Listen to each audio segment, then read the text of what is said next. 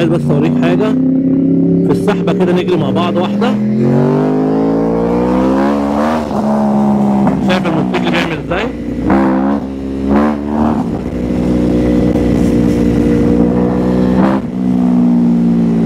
بكلمه.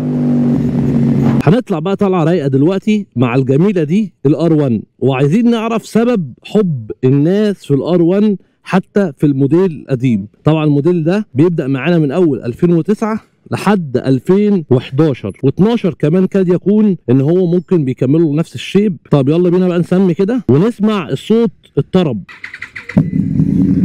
سامعين الصوت الطرب؟ انا من محبين جدا جدا جدا الR1 بالذات، يعني الشكل ده والقعده دي. دول رجاله ايرايد، يوسف، عمرو.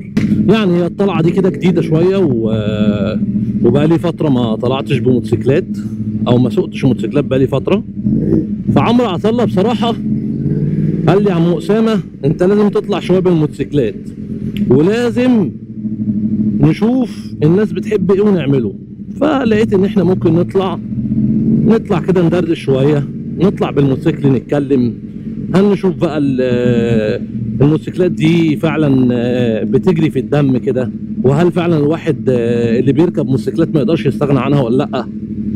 انا مبدئيا حرفيا كده عايز ابدا اي حاجه، ان انا حرفيا بقالي قد ايه يا رب، بقالي 6 شهور ما سوقتش موتوسيكل ريس. لكن انا يعتبر كل يوم بروح وباجي بالسكوتر بتاعي. معايا سكوتر صغير ومعايا سكوتر كبير. سكوتر صغير معايا موتوسيكل ST 2017، ومعايا تي ماكس 2011. فيعتبر ايه، بستخدم ده في اوقات وبستخدم ده في اوقات، ولكن ركوبتي الممتعه بالنسبه لي في الياماها عموما. حتى تلاقوا اختياري للسكوتر في ياماها مش هوندا، بالذات ان انا بحب العلامه بتاعت ياماها. انا من الناس اللي بتحترم جدا ياماها وبتحترم خشونه الموتور. فخلينا نرجع لكلامنا، ان انا عموما بحب الموتوسيكلات وبحب ركوبه الموتوسيكلات. واللي ما يعرفش عموما اللي رابط ما بين ايرايد واسامه مهدي، اسامه كبايكر، يعني انا من الناس برضو الحمد لله بقالي في المجال ده اراوند 16 سنه من وانا صغير بركب. انا سني مش كبير، سني 31 سنه، بس انا حابب مجال الموتوسيكلات ودخلت فيه، وكانت بدايتي ان انا باجر موتوسيكلات. ودي حاجه ما تعبنيش او حاجه ما اتكسفش ان انا اقولها لو طلعت في تلفزيون اتكلمت في فيديو، بل بالعكس دايما البدايات هي اكتر حاجه بتشجع الانسان ان هو يبقى عنده طموح وان هو يفضل مكمل. فخليني اقول لك ان مبدئيا اول حاجه ان انت لازم تركز في مستقبلك وحياتك، ولازم تشوف انت بتحب ايه وتعمله. دي حاجه. الحاجه الثانيه، انا بقى كأسامه بدات احب الموتوسيكلات ودخلت الموضوع وبدات احب الركوب، بس طبعا جت فتره بتاعه الشغل. هعدي بس الناس. بدات بقى اركز في الشغل اكتر، فما بداتش ان انا اركب موتوسيكلات. جت فتره ركبت هوندا، كان اكتر الوقت بالنسبه لي هوندا. ركبت 919 954 929. ركبت ايه تاني، ركبت كawasaki كذا مره. غالبا قعد معايا موتوسيكل زد 1000 سنه، بعد كده بعته وجبت موتوسيكل زد 1000 تاني. كنت طبعا سامعين الصوت، رعد بمعنى الكلمه، ودي اكتر حاجه بتحببني في الياماها يعني عموما. فركبت الكawasaki زد 1000، جبت الشيب بتاع 2009، قعدت سنه بيه، ورجعت ركبت تاني 2013، قعدت بيه سنتين. كان بالنسبه لي حته الموتوسيكل الستريت فايتر مش احسن حاجه، بس هو جوه البلد حلو جدا، يعني انا كنت بتبسط وانا طالع بيه. لكن لما حاولت ان انا اطلع رحلات او حاولت ان انا اطلع مسافه طويله ما اتبسطتش خالص، وكانش بالنسبه لي اسلم حل او احسن حل. رجعت تاني اشتريت بعديها، ده في الفتره الاخيره، اشتريت كawasaki اللي هو SX الزد 1000 اللي هو فيرنج كده وبتاع. كان موتوسيكل لطيف جدا واشتريته من واحد محترم برضه كان محافظ عليه، فكان موتوسيكل محترم يعني. قعد معايا 6 شهور وبعته، من ساعتها ما ركبتش تاني. ده موتوسيكل R1 معانا عندنا في المحل يعني برضه بتاعي بس شغل. فقلت ليه لا بقى ما نطلع نجرب كده الياماها ونشوف كده. بصوا ايه رايكم؟ ايه رايكم في الصوت والعزم رهيب، عزم رهيب بتاعه.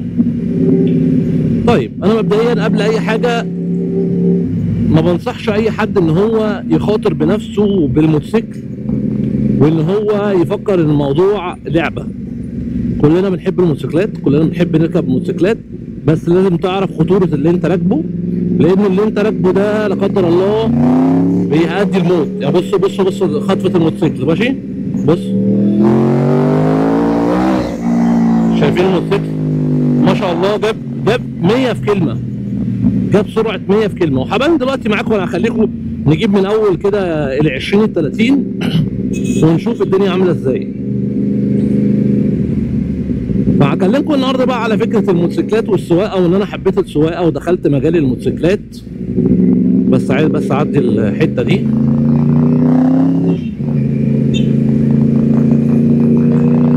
طيب فمجال الموتوسيكلات طبعا في رهبه جامده جدا ان انت بتسوق موتوسيكل زي الياماها الR1 ده، موتوسيكل قوي، موتوسيكل الموتور بتاعه كروس بلين غشيم. انا عايز بس اوريك حاجه في السحبه كده، نجري مع بعض واحده.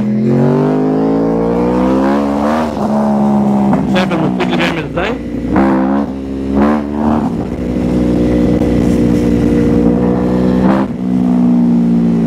في كلمه موتوسيكل في كلمه الا كلمه بيجمع ما شاء الله يعني.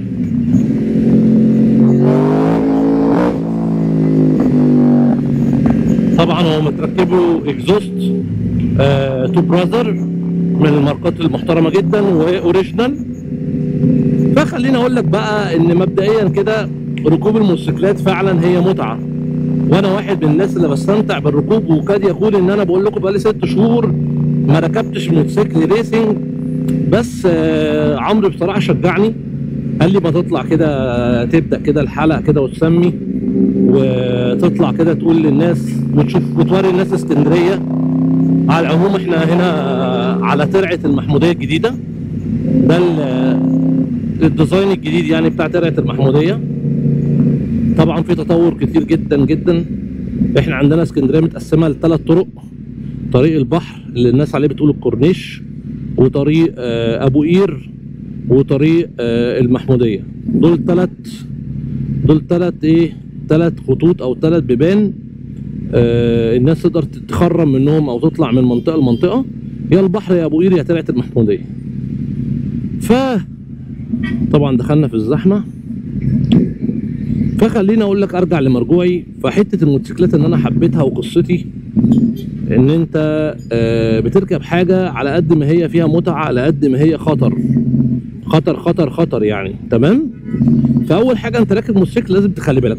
بص شايف الشخص اللي قدامي ده دخل في اقل من دقيقه وراح حود على طول عليا. ممكن ما يكونش بص في المرايه. بص كله ممكن بيحود بدون اصلا ما يشوف في المرايه هل جنبه حد، هل حد وراه اصلا ولا لا. فلازم تبقى خلي بالك ان انت اول حاجه وانت سايق الموتوسيكل تركز كل اللي حواليك يمين وشمال، تشوف. بص ادي واحد اهو، شايف المنظر ده ولا فرق معاه اصلا، ده عمال يجي يمين في شمال. فانت اهم حاجه تخلي بالك وانت سايق الموتوسيكل، تبص يمين وشمال وانت سايق، تخلي عينك دايما في مرايتك، دي اهم نقطه. فدخلت بقى عالم الموتوسيكلات بقى، وبدات ان انا اجر، وبدات ان انا ابيع واشتري. حبيت الشغل اكتر، بدات اتاجر فيه موتوسيكلات. طبعا برضو تخلي بالك حد بيعدي يقطع عليك الطريق. فبدات ادخل بقى في عالم الموتوسيكلات. بص اكبر غلط برضو، الراجل ده بيقول لك عدي، راجل محترم يعني. فطبعا بقى لقيت ان انا ادخل بقى المجال بتاع الموتوسيكلات واركز فيه. كنت ساعتها بدات ادخل بقى الكليه، لما بدات بقى ان انا عايز اعمل براندنج لاي رايد، وان انا اركز بقى مش هعمل اي حاجه وخلاص. موضوع الناس ده بصراحه التعديه دي صعبه قوي يعني، ممكن يعملوا كوبري هنا احسن من كل الكلام ده. فقلت لا خلاص انا ايه، طب ما انا اجرب واشتغل. ربنا كرمني وفتحت بقى اول فرع ليا كان في اسكندريه في سموحه، وحبيت ان انا ابدا اكبر مشروعي. بدات اهم حاجه اركز عليها وهي ارضاء العملاء والسمعه الطيبه والامانه والمصداقيه، وان انا ابص لكل جنيه هيخش لي هل هو حلال ولا حرام، هل هو جاي فعلا بتعبي وبشقايه، ولا هو جاي بالهجس، ولا هو جاي بالفهلوه. كان زمان مامتي تقول لي كنت بعمل كل حاجه بنفسي والله العظيم ثلاثه، كنت اروح المرور بنفسي وارخص للناس بنفسي، كنت اتعب. فماما كانت تيجي تقول لي يعني ايه انت بتتعب نفسك ليه وانت المفروض تشوف حد يشتغل معاك. اقول لها عايز احس بالفلوس، عايز احس ان انا بتعب بقيمه الفلوس. فتقول لي غريبه يعني، اقول لها لا والله عايز احس ان انا بتعب على قد الفلوس، باخد من الشغلانه 1000 جنيه الاقي تعبي على قد ال 1000 جنيه، عايز احس بتعب، مش عايز احس ان انا الشغل بيجي لي او انا بعمل حاجه بدون ما انا عايز اتعب، او انا بوفر على نفسي التعب عشان خاطر الفلوس. وصدقني دي كانت اول حاجه عندي في حياتي احطها ليا اساس. ده غير طبعا ان انا واخد وعد ان انا يبقى في مصداقيه في بيعي وفي شرايا، احترام للزبون، تقدير الزبون. الزبون رقم واحد كده كده، العميل رقم واحد، حتى لو هو اللي غلطان في الاول في الاخر لازم اقول لك ان هو رقم واحد. ليه؟ لان احنا كلنا خدامين لقمه اكل عيشنا. فكان عندي اساسيات. بدأ الموضوع بقى يتطور معايا، وبدأت ان انا اكبر شغلي، بدأت ان يبقى معايا تيم ورك محترم. جت ناس اخذت افكاري واخذت شغلي وسرقت شغلي وراحت فتحت، وعادي. بس الدنيا عمرها ما يعني، بص ربنا في الاول وفي الاخر ربنا دايما بيحاسب كل واحد على حسب النوايا. النوايا بتاعتنا فين؟ اللي ضحك عليا واللي سرق واللي غشني مش انا اللي بحاسبه. الغلطان العبيط اللي يفكر ان ممكن ان شخص يحاسب حد، صدقني ده في احسن من كل الكلام ده ربنا. فاللي عند ربنا كسبان اكتر مليون مره.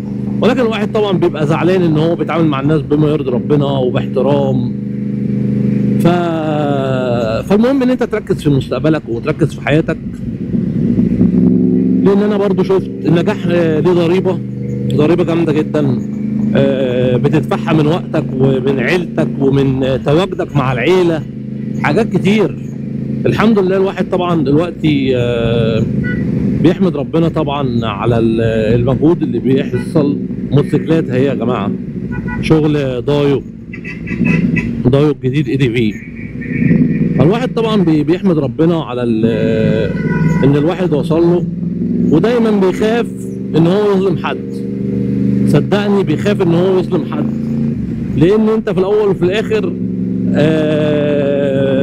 ربنا اللي هيحاسبك يعني. ففي الشغل ايا كان مهنتنا موتوسيكلات او اي مهنه تانية، رجاء يعني ان الناس دايما تتقي ربنا في شغلها، واكسب براحتك، وده الحلال، وده اهم حاجه، ان انت تكسب وتحط تسعيرتك وكل حاجه. بس يبقى انت بتدي التسعيره وانت بتدي مقابل قدامها، ما تكونش بتدي التسعير. الناس دي غايظني جدا، اللي بيعدي الطريق ده في كلمه الا كلمه غايظني بصراحه ربنا. فاهم نقطه ان انت زي ما بتكسب وربنا بيرضيك، تدي للعميل او تدي لحق الشخص ده حقه. ما تدورش في المكسب الزياده، وعلى قد ما انت عايز تاكل او تضحك على حد يعني. فدي من اساس النجاح يعني. وطبعا من جد وجد يعني، اللي بيجتهد وربنا بيكرمه بتلاقي الدنيا تيسرت معاه في حاجات كتير. وصدقوني الصدق عامل مهم جدا وعامل اساسي من عوامل النجاح. طبعا انا عارف ان انا اتكلمت معاكم في حاجات كتيره، واتكلمت معاكم في مواضيع يعني نقول ان هي شخصيه اكتر ما احنا طالعين. بصوا بقى المنظر، هو ده بقى اللي غير الواحد ان الناس بتعدي ومحدش همه حاجه. طيب خلينا اقول لكم انا يعني طلعنا بره النطاق شويه بتاع الياماها والار 1 وان احنا جايين نعمل على ايه. بس على قد ما انا حابب ان انا اشوف انتوا اصلا حابين الفتره الجايه نتكلم على ايه. هل فكره ان انا اطلع دردش معاكم. لو انتوا كتبتوا لي عموما مواضيع بالخطوط العريضه عايزين نتكلم عليها، انا ما عنديش مشكله. انا عندي خبره كويسه الحمد لله في المجال بتاع الموتوسيكلات، ما عنديش اي مشكله ان انا ادي خبرتي دي لحد، وان انا اتكلم معاكم في امور انتوا عايزين ان انا اتكلم فيها. دايما بحب ان انا اطلع لما اقول حاجه بحب ان هي تكون هادفه او يكون وراها معنى حقيقي للموضوع. فانتوا قدامكم الاختيارات، تقولوا لي في الاول وفي الاخر هل انتوا عايزين نتكلم على ايه بالظبط. هل اكمل وان احنا نتكلم على اللي بيحصل في سوق الموتوسيكلات، الطريقه، يعني في افكار كتير جدا جدا جدا ممكن نتكلم عليها وممكن نستغل خبرتي. وفكره برضو ان انا اطلع الف شويه بالموتوسيكل وندردش ونشوف اسكندريه شويه، يعني حاجات كتيره يعني. فده برضه هسيبه لكم تحت، تكتبوا لي في الكومنتات هل انتوا حابين اصلا الفكره دي، هل انتوا مش حابين الفكره دي، هل انتوا شايفين ان الموضوع لا ملوش لازمه عادي. ولكن حب الموتوسيكلات طبعا في دم اي حد، واي حد بيركب موتوسيكلات والادرينالين عنده عالي بيحس بالمتعه وهو بيسوق موتوسيكل والموتوسيكل بيخطفه.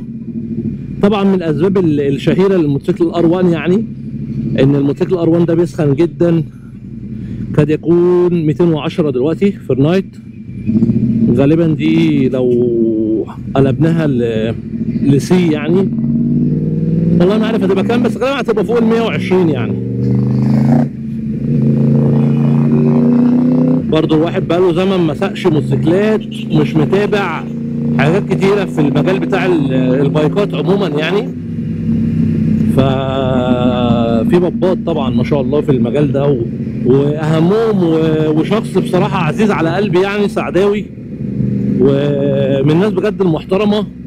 وسعداوي بصوا ايام بقى لما انا كنت مثلا بركب من زمان وشغال في الموضوع، كنت بتابعه على طول. عنده هو كان اسمه سعداوي هورنت، الراجل كان بيجيب شغل محترم قوي وبيشتغل في الهورنت. بس كان عاجبني جدا فكرته ان هو سبيكس، يعني ان هو من الاخر بيشتغل في الحاجه اللي هو فاهم قوي فيها.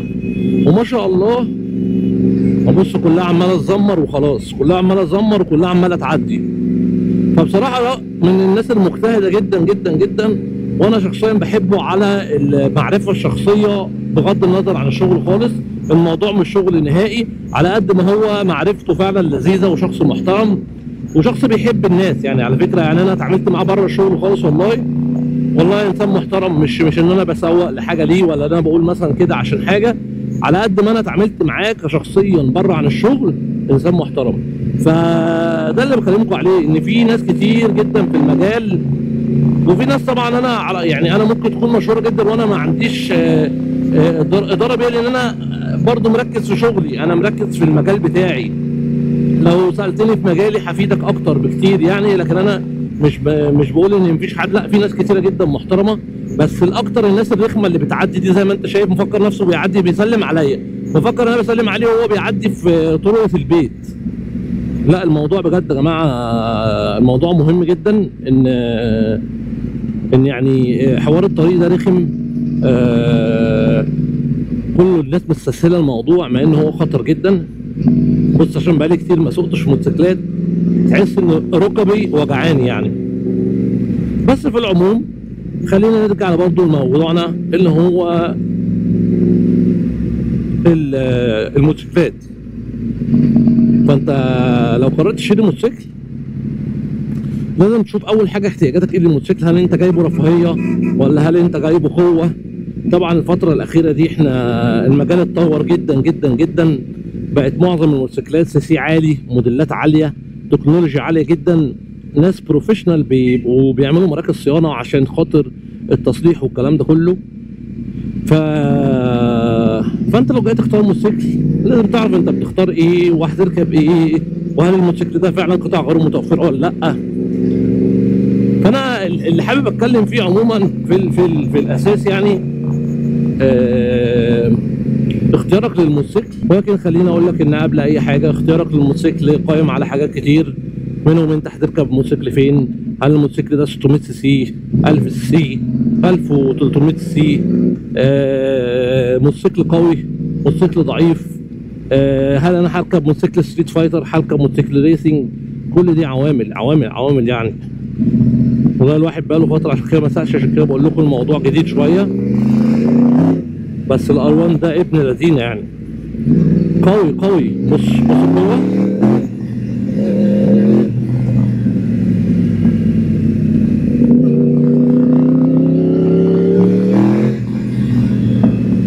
ما شاء الله. احنا هنا يعتبر فين؟ في سموحه في عزبة سعد. برضو اللي كان بيسأل على المعرض بتاعنا، احنا في سموحه في عزبة سعد عند شركه الغاز. اوريكم المعرض بتاعنا برضو واحنا داخلين عليه. دي كده الصناعيه بتاعت عزبة سعد. ايوه يابا ايوه.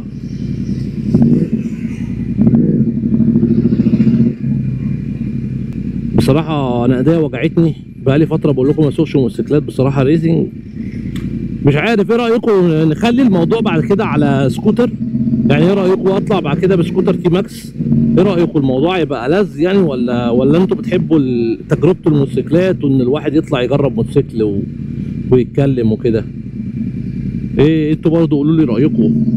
يعني لو الموضوع الموتوسيكلات او ان احنا نطلع بسكوتر، نطلع نتكلم بقى باستفاضه اكتر بطريقه مع الناس حابينها، يبقى الموضوع احسن بكتير. ايه رايكم برضو؟ اتكلموا كده. يعني مش عايز اطول عليكم، يا رب كده اكون فدتكم او اتكلمنا دردشنا شويه مع بعض بطريقه كويسه. ومعرض ايرايد هنا على طول اوريه لكم، واشوفكم على خير، ونتكلم بقى في حلقه جديده ان شاء الله اليومين الجايين.